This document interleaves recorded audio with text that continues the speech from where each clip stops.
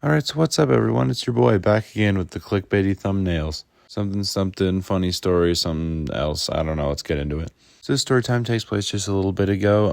It takes place at work. And I've gotten some good stories out of this job, stories that I definitely didn't expect to get.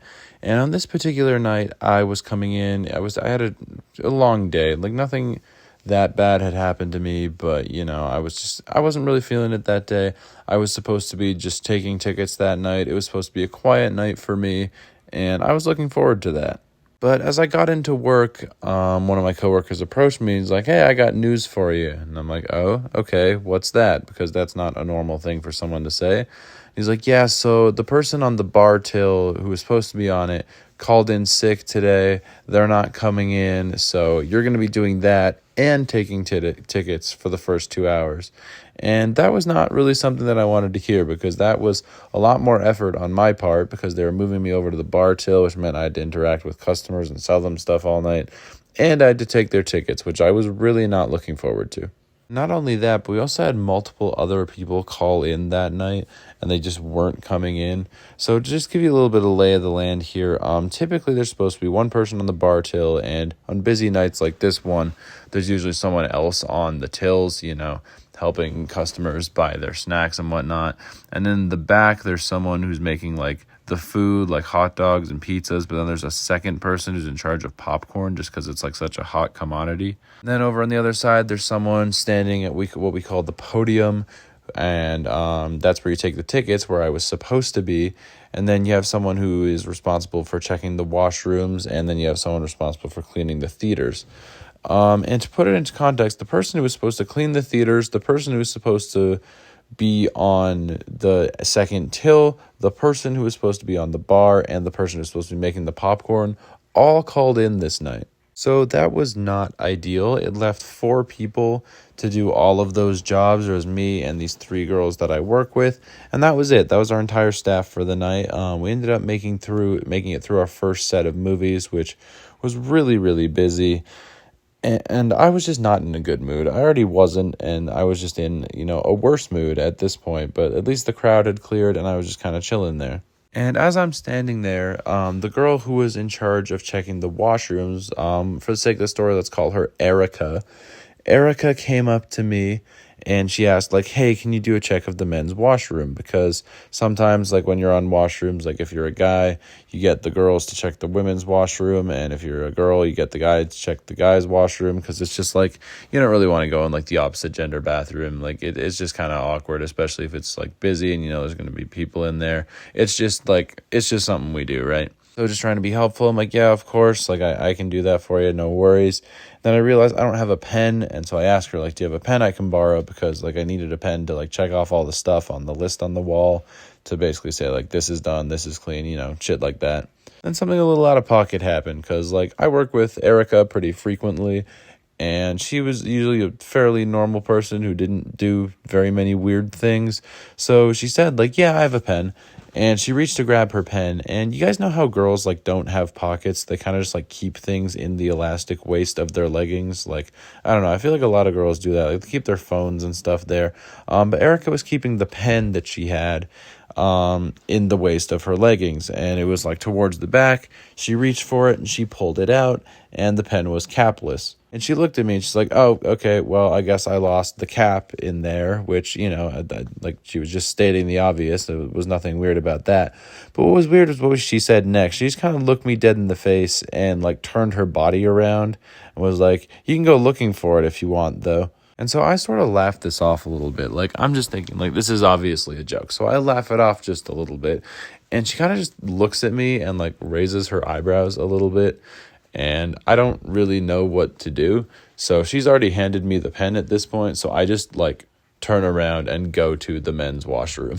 And, I do the check. I come back. I hand Erica her pen. She goes back to doing her job. I go back to doing mine. We kind of just don't talk about it, which was an ideal scenario for me. And that was pretty much that until later that night.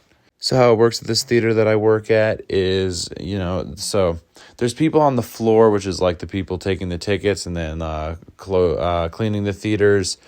and checking the washrooms. They're all considered the floor people, and they have to do like the closing floor duties. And then the person on the bar till and the people in the back with the food, they're all doing the back of house duties to close. So it's kind of split into two. So Erica was on the floor along with this other girl we were working with, and they finished all their closing duties, so they went home. But this other girl I was working with, who was stuck in the food section all night, we'll call her Kate for the sake of this story.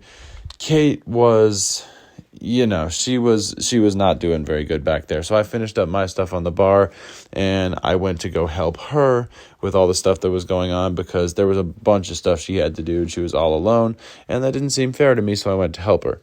So we have this air fryer in the back that we have to take apart every night and like put it in this bin and then fill the bin with water. And we were doing that after we'd done pretty much everything else, and we tried to fill it up with this hose that we're supposed to fill it up with, but this hose was taking forever. And so I was holding on to the hose, and Kate was saying, like, this is taking forever.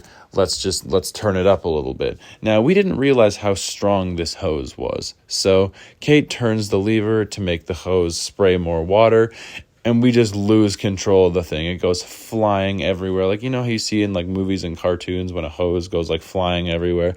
That is exactly what happened.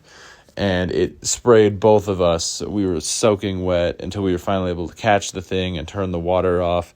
And we were both dying laughing and soaking wet. It was something for sure. Now, that whole thing is a funny story on its own. Maybe not YouTube video kind of funny story, but funny story I tell people in my life. But what makes this a YouTube video is what happened shortly after. The final step in closing is you have to take these big bins outside full of like the garbage and cardboard and take them to the trash compactor.